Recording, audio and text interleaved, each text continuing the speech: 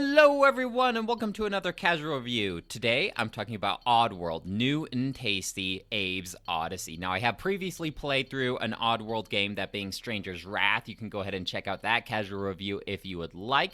However, you are not required to play through either of these games to play the other one, because in the Oddworld universe, I think these games are like loosely connected to some degree. However, they take place on entirely different planets, entirely different aliens, different plots, everything like that, so you can start with either one. Now, just playing through this game, it felt a little dated, like control-wise, and I don't know, it just hasn't aged very well, so I did do a little bit of homework, and it turns out that New and Tasty is a remake, a remaster of some kind for this 1997 game that came out for the PlayStation 1 and PC. But I'll get into like the controls in just a second. I want to talk about the plot. Basically, Abe is of an alien race known as Mudokons. I think that's how you pronounce it.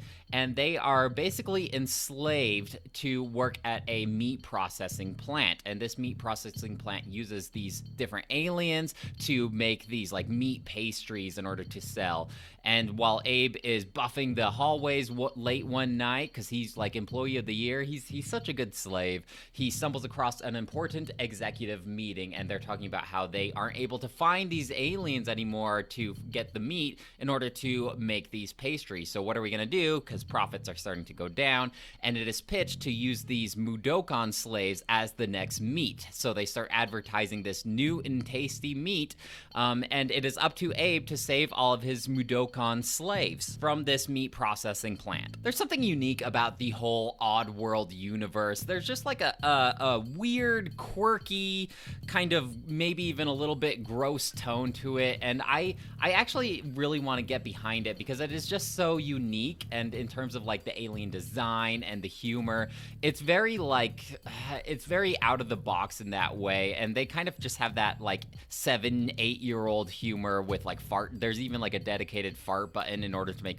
Abe fart, and he'll just kind of chuckle, or when he destroys like his enemies, he'll kind of do a little giggle laugh. So I want to be brought down to that irreverent humor. Part of me just wants to like bring out my inner toddler and laugh at all this goofiness and this silliness. The Oddworld games are just I don't know, I don't really quite know how to put my finger on it, but they're just so different, and they certainly stand out in terms of video games, because I don't know, I feel like most video games have gotten quite formulaic. It's very much like we know what to expect, but the Oddworld games, in terms of like world design, world building, character design, it's all so different, and it's something that I really can get behind. I do want to say though, this game, while it does bring out your inner child, it's probably best that children themselves do not play this game, because there are some strong words in this game, namely being the F word. So maybe hold back on little Timmy watching you play over your shoulder when you do pop this game in. So gameplay wise, this is very different from Stranger's Wrath. Stranger's Wrath was more like a 3D platformer / first person shooter. This is a 2D stealth puzzle platformer. And the platforming itself, like I mentioned earlier, it's just very clunky and weird. It's not like Mario platforming. It's like very much you either have to be standing still and press the jump button and you'll jump forward just a little bit, or you're running and you'll do the farthest jump, but it's not like smooth and intuitive. And that's why I initially looked this up, because it felt like an old PC game that you would play back in the day. And as far as controls go, I don't know what this new and tasty version has changed up, but I don't think it was how this game controls. I think it was strictly visuals, because control-wise, it has not aged at all, and you might have a bit of difficulty like I did trying to get through all of these different objectives. It certainly has its very frustrating parts, that it's like the platforming itself requires you to be very precise, especially when you are required during certain segments to be very quick, because like enemies are chasing you, or there's like a bomb that's gonna go off. You know, there's certain times where you really have to speed it up and be quick on your feet, but it's hard when you're trying to be precise with this imprecise control scheme. There are puzzle segments in this game, and a lot of that involves using these speaking commands where each button has Abe say a certain thing. So like you'll say like hello,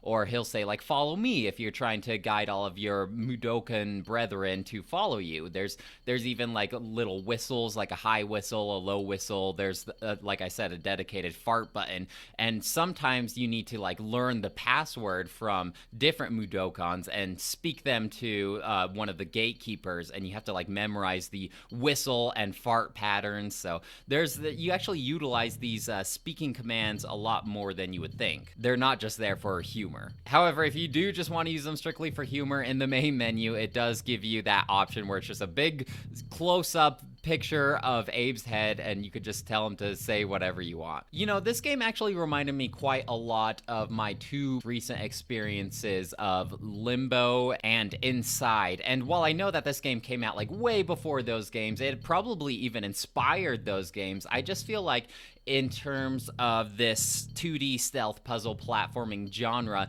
if you wanted to play a game like that, I would probably look elsewhere, unless you're pretty nostalgic about this game in particular, because it's been done so much better elsewhere, just in terms of control scheme and playability. Now, visually, if you're just interested in the Oddworld universe like I am, I definitely think it's still worth a playthrough, especially this new and tasty remaster, because visually, I actually kind of like it, and they do some pretty fun things. Like, I was reminded of the Donkey Kong Return series, where you kind of like go into the foreground and the background, and visually they even do that thing where it's like you can only see your silhouette because it's so dark, or the background is like this huge bright lit moon in space. It does some visually interesting things, and like I said, I love the characters and everything like that, but as far as playability and enjoyability, it's been done much better since this game came out. Now, don't get me wrong, I still have a lot of respect for this game. I bet at the time in 1997 it was pretty cool, because like there's not much out there like it, but you know, that's just my take on it, at least. Now, these Mudokons are kind of like monks in some way. I bet this lore is explained better like outside of the game, but they have this ability to do this little chant thing, and they have some magical capacity, but this might be specifically more about Abe, where he has this ability to mind control his enemies and have them like shoot the other bad guys or have them explode themselves. Now, granted, the bad guys know this stuff, so oftentimes they set up these devices that don't allow you to possess an enemy, because chanting requires noise, and these are noise detectors that'll shock you if they detect any noise. So there are certain limitations to be able to use this, but through this chanting, he can do lots of stuff other than possess people. He can like open up these portals, and that's how you help your Mudokan brethren escape from the meat processing plant. But you can also do this chant to reveal hints. So you'll see these little light bugs, and when you do your chant, they'll form into words that will kind of like give you little hints that will lead you to the right direction. Oftentimes, part of the puzzle stealth platforming segments, you have to kind of like lead the bad guys away from these sound detector machines in order to possess them. But there's a lot of stuff, like the puzzles themselves, I just felt like didn't make me feel clever. Most of the time it was just like try whatever you can until something finally sticks. Now, it's a shorter game, probably like 6 to 8 hours. I didn't really see at the end of the day like how many hours I put into this save file, but I beat it within 2 days, so not that long. Now, it gives you different endings depending on how many of the slaves you rescued. I think there's a total of 300, maybe 350, and oftentimes you'll come across these screens that will tell you how many you've saved, how many are left, and how many have died. And I was not very good in this aspect. Sometimes you can go into these little secret segments, and that'll let you save some of the brothers, and I didn't do that good, and depending on how many of these slaves you have rescued depends on what ending you get at the end, and I guess I just didn't meet that requirement, because I obviously got the bad ending, and I had to look up on YouTube what the good ending was. It very much wants you to go through and save all the slaves, try not to get any of them killed, and it wants you to search all of the nooks and crannies for those hidden ones. Overall, I definitely think that I like Stranger's Wrath better, and I think that Stranger's Wrath is a lot newer of a game as well compared to this one. But this game still had a lot going for it, you know, the visuals, the world building. The visuals kind of remind me of like early 2000s. I'm not sure when this new and tasty remaster was created, but it's like the 3D renders of characters, but they still look very smooth and like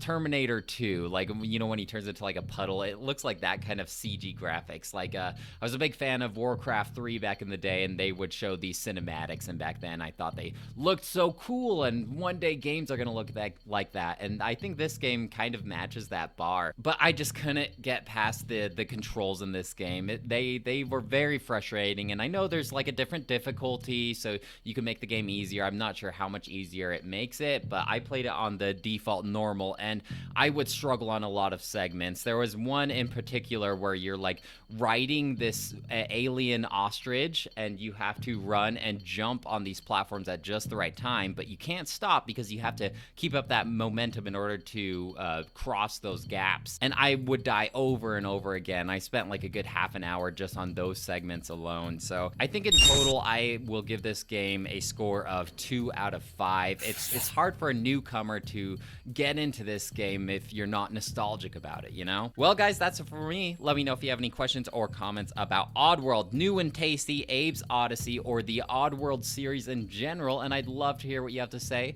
Otherwise, I'll talk to you later. Bye!